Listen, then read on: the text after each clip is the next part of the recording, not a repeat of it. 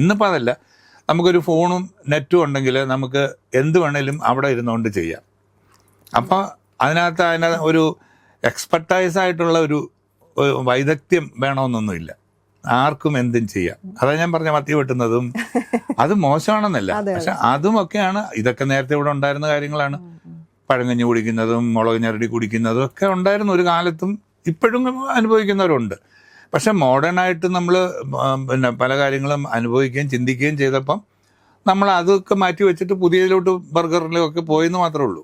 ഇപ്പൊ റെക്കോർഡിങ്സിലാണെങ്കിലും തന്നെ പണ്ടത്തെയും ഇപ്പോഴത്തെയും കൂടി നോക്കും. അത് പണ്ട് അനുഭവം ഉണ്ടായിരുന്നു. നമ്മൾ അതായത് നല്ല അനുഭവം ഉള്ളവരെ കൊണ്ട് പാടിക്കത്തുള്ളായിരുന്നു. പാട്ടിനെ സംബന്ധിച്ച് നല്ലതായിട്ട് ശബ്ദം പോകുന്ന, അതായത് 3 സ്ഥായിലും ശബ്ദം നന്നായിട്ട് പോകുന്നവരുടെ ശബ്ദമായിരുന്നു മെയിനായിട്ട് ഉപയോഗിച്ചിരുന്നത്. 1. 2, ആ ശബ്ദത്തിന് ഒരു ഗാംഭീര്യമോ എന്ന് വെച്ചാൽ ഒരു ഡെപ്ത് മാത്രമല്ല ഞാൻ പറയുന്നത്, ആ ശബ്ദത്തിൻ്റെ വിന്യാസം എന്ന് പറയും. അത് എങ്ങനെയാണ് പറഞ്ഞ് മനസ്സിലാക്കേണ്ടതെന്ന് എനിക്ക് അറിഞ്ഞൂടാ. പലർക്കും ശബ്ദം എന്ന് പറയുമ്പോൾ ബാസാ പറയുന്നത്. ഹെഡ് വോയിസ്, ചെസ്റ്റ് വോയിസ് എന്നൊക്കെ. യെസ്, അതാണ്.